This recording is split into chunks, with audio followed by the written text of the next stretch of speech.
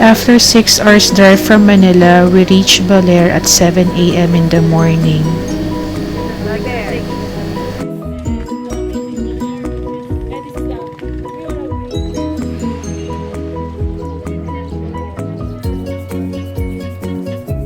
Now we are inside the Museo de Baler. Right in front of me is the dress of Doña Aurora, wife of President Manuel L. Quezon.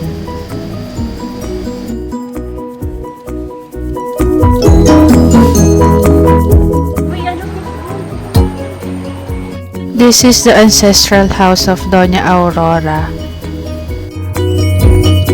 Then we went to see the Balete Tree in the town of Maria Aurora next to Baler. The tree is more than 5 stories high.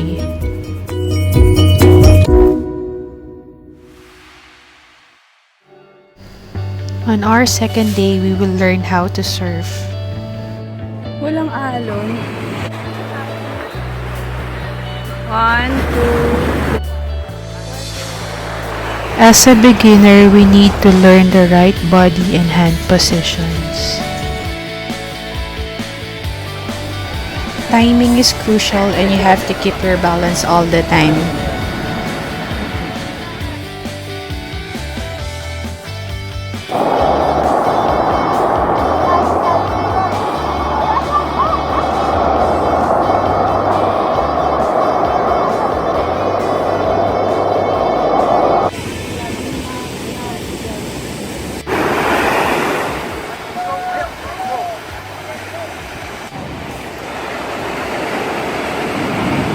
Nice one! Galing. Our next destination is Dicasalarin Cove, which is about 30 minutes boat ride from Sabang Beach.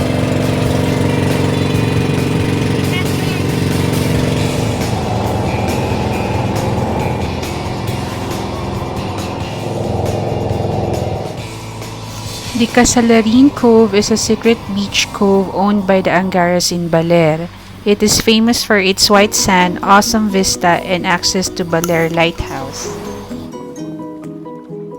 To get here, you can book your boat from your hotel or just ask your surfer instructor to arrange it for you.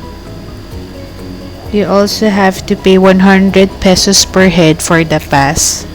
Now you can see the beautiful view from the top.